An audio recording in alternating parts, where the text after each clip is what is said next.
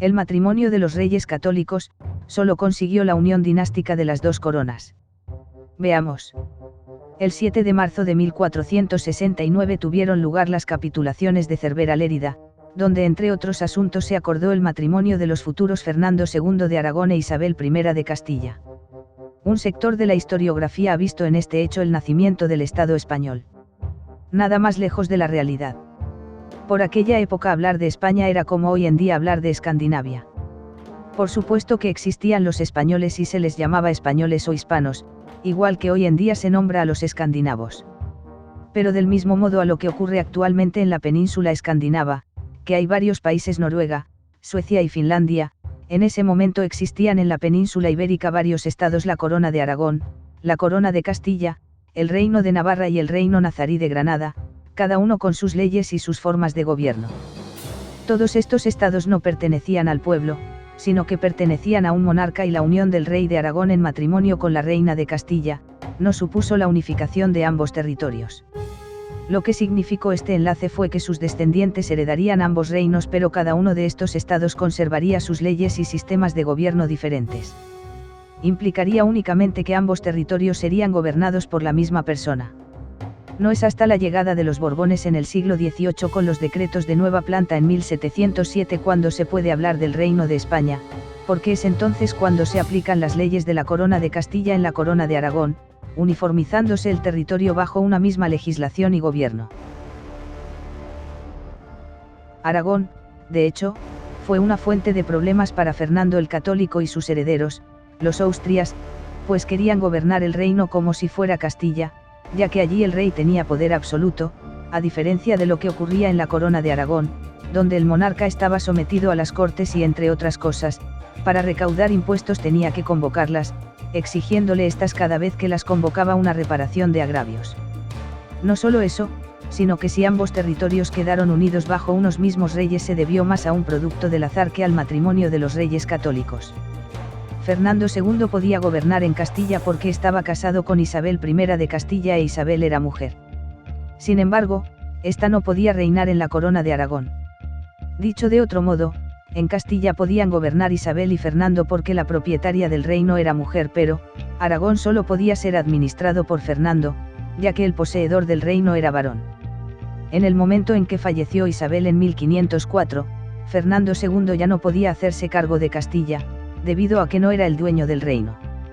Solo gobernó Castilla por estar casado con su propietaria.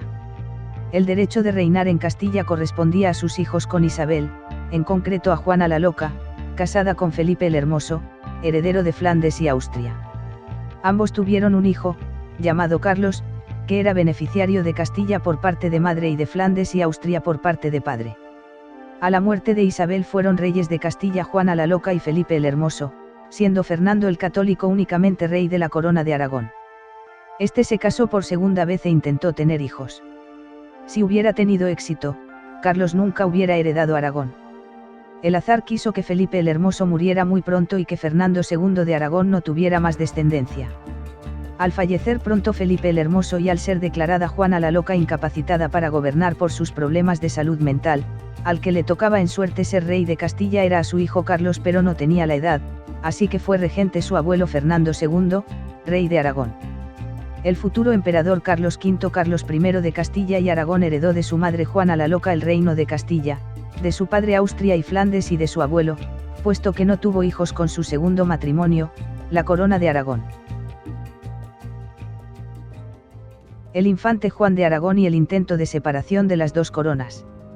El 3 de mayo del año 1509 nació y murió en Valladolid el príncipe don Juan de Aragón, hijo de Germana de Foix y Fernando II el Católico. Poca fue la trascendencia del infante, pues apenas sobrevivió unas pocas horas a su propio nacimiento. Sin embargo, su destino era el de romper la unidad dinástica entre la corona de Aragón y Castilla que habían urdido décadas antes los mismos reyes católicos, y lograr que los estados del rey aragonés se siguieran manteniendo en manos de la Casa de Trastámara, y no fueran a parar a una casa extranjera, como pasó finalmente. Pero, como Fernando el Católico pudo renegar al final de la obra de toda una vida junto a su esposa Isabel de Castilla. La muerte paulatina de varios de sus hijos, convirtieron a su hija Juana en heredera de todos sus estados. Pero a esta la habían casado con Felipe el Hermoso, duque de Borgoña e hijo y heredero del emperador Maximiliano I de Austria. Este matrimonio era una pieza más de la política internacional de los reyes católicos, que pretendía mediante alianzas con diferentes estados europeos el aislar a Francia y desactivar la gran amenaza que suponía. Sin embargo, Felipe le salió rana, pues resultó al final ser muy afín a las políticas francesas, llegando incluso a traicionar a los reyes católicos desvelando sus planes al francés. Pero aún sabiendo que era un traidor a su causa poco podían hacer y, además, veían cómo su hija Juana había acabado embaucada por el enfermizo amor que sentía hacia su marido Felipe. Veían pues cómo la obra de toda una vida se hallaba en peligro, pues estaba claro que a la muerte de ambos monarcas, sus estados pasarían a las manos de Felipe el Hermoso en lugar de a las de Juana, que pocas muestras daba de querer gobernar, además de ir mostrando algunas señales de su posterior locura, aunque más parece que la volvieron loca entre todos. A los pocos meses de morir Isabel la Católica, Fernando decide contraer de nuevo matrimonio, esta vez con Germana de Foix, con el único objetivo de tener un hijo que heredara y salvaguardara al menos a la corona de Aragón. Las Cortes de Aragón habían jurado a Juana como heredera, pero con la salvedad de que si Fernando lograba tener un hijo varón sería este el que heredaría el trono. A pesar de que en 1506 muere Felipe el Hermoso, la herencia iría a parar a manos del hijo de este, Carlos, el futuro emperador Carlos V, que pertenecía ya a la casa de Habsburgo y no a la de Trastámara, y que para más inri estaba siendo educado en Flandes, por lo que se le consideraba un total extranjero. Fernando no quería permitir esto, y finalmente en 1509 nacería el príncipe Juan, que de haber sobrevivido habría heredado la corona de Aragón, rompiendo la unión dinástica con Castilla. Pero el infante no salió adelante y murió ese mismo día, siguiendo el curso de la historia que hoy conocemos. Fernando el Católico siguió intentando hasta su muerte tener un hijo, y muchas fuentes dicen que los bebedizos a los que acudió para aumentar su potencia sexual acabaron por precipitar su muerte a principios de 1516. El rey católico aún intentó hacer un último esfuerzo para evitar que heredara el trono un extranjero como su nieto Carlos, educando él mismo a su otro nieto, el príncipe Fernando, que a pesar de ser un Habsburgo fue educado en Castilla desde su niñez. Era su nieto favorito y llegó a declararle su heredero, pero finalmente y en su lecho de muerte, Fernando II decidió respetar la voluntad de su fallecida esposa Isabel, y respetó la herencia de Carlos. Hasta aquí una historia de lo que pudo haber sido, pero que nunca fue. Vamos a oír ahora una situación curiosa, más bien rocambolesca diría yo, entre Fernando II y su hija Juana. En el verano de 1507, el rey católico emprendió el retorno a España decidido a recuperar el poder que 2 años antes le habían arrebatado en Castilla.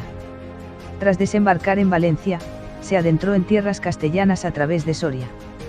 En Tórtoles de Esgueva, un pequeño pueblo próximo a Burgos, se encontró con su hija, la princesa Juana, acompañada por un carro tirado por 4 caballos en el que iba el ataúd de su esposo Felipe. Padre e hija tomaron el camino de Burgos, pero poco antes de llegar doña Juana se negó a seguir. Fernando no vaciló y, para evitar que en el futuro reclamara sus derechos al trono, hizo que la encerraran en el castillo de Tordesillas, fuertemente vigilada.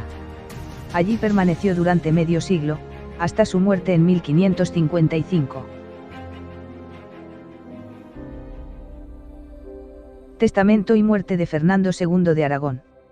En su legado, consignó todas sus posesiones a favor de su hija, y en el puesto de ella debía asumir el gobierno y la regencia de los reinos de Castilla y Aragón, su nieto Carlos de Gante, futuro Carlos I y, hasta su llegada, nombró a su hijo natural Alonso de Aragón regente de los reinos de la Corona de Aragón y al cardenal Cisneros, regente de Castilla.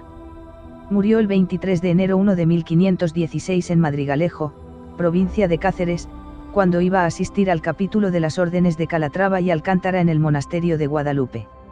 Aquejado de hidropesía durante un retiro en la villa de Aranda de Duero, otorgó testamento en 26 de abril de 1515, aunque más tarde redactaría otro la víspera de su muerte en Madrigalejo. En el dejó herencias a determinados sirvientes, a su hijo natural Alfonso de Aragón, a su nieto Fernando y a su esposa Germana de Fos. Expresó asimismo su voluntad de ser enterrado en la Capilla Real de Granada, junto a su primera esposa, Isabel de Castilla. Su muerte pudiera haber sido originada por haber hecho abuso de Cantárida 22, que en aquellos tiempos se utilizaba como un afrodisíaco, en un intento por lograr un heredero varón con su esposa Germana de Fos. Una investigación desmonta el mito de que Fernando el Católico murió por una sobredosis de afrodisíacos. Jaime Elipe, del grupo de investigación, Blancas, y la médico Beatriz Villagrasa Blasco, Hospital Clínico Lozano Blesa de Zaragoza, firman un trabajo que vinculan las causas de la muerte del rey con problemas cardíacos que venían de atrás. La muerte de los reyes es un terreno abierto para la fábula y para que sus enemigos vengan con palabras y leyendas lo que no pudieron hacer con hechos. Más mito que realidad, se ha dicho que Felipe, el Hermoso, falleció por un corte de digestión, que Carlos V murió por la picadura de un mosquito si es posible que contrajera el paludismo de esta forma, que Felipe II claudicó por un ataque de piojos y que Felipe III falleció por el exceso de calor de un brasero cuando se encontraba febril. Todas estas historias son verdades a medias, en el mejor de los casos, cuando no completas mentiras. Las circunstancias en las que murió Fernando, el Católico, el último rey de la dinastía trastámara, están igual de mitificadas. Se considera, según la tradición, que el rey aragonés murió a consecuencia de sus intentos desesperado por tener un heredero con su segunda esposa, Germana de Fos, lo que le llevó a abusar de un producto afrodisíaco llamado Cantárida con propiedades muy nocivas para el corazón. Una idea falsa que Jaime Elipe, del grupo de investigación, Blancas, y la médico Beatriz Villagrasa Blasco, Hospital Clínico Lozano Blesa, se han encargado de desmontar en un trabajo titulado, El fin de un mito, causas clínicas de la muerte de Fernando el Católico, publicado en el número 24 de STDIM, Revista de Humanidades. La muerte de Fernando no estuvo relacionado con un exceso de consumo de afrodisíacos, sino con una enfermedad probablemente cardíaca que mostró sus primeros síntomas 3 años antes de aquella noche. Teniendo en cuenta el orden de aparición de los dichos síntomas, el fallo cardíaco parece ser la opción más plausible como causante del deterioro físico absoluto en el que pasó sus últimos años de vida el rey católico, señalan estos investigadores en su artículo, El fin de un mito, causas clínicas de la muerte de Fernando el Católico.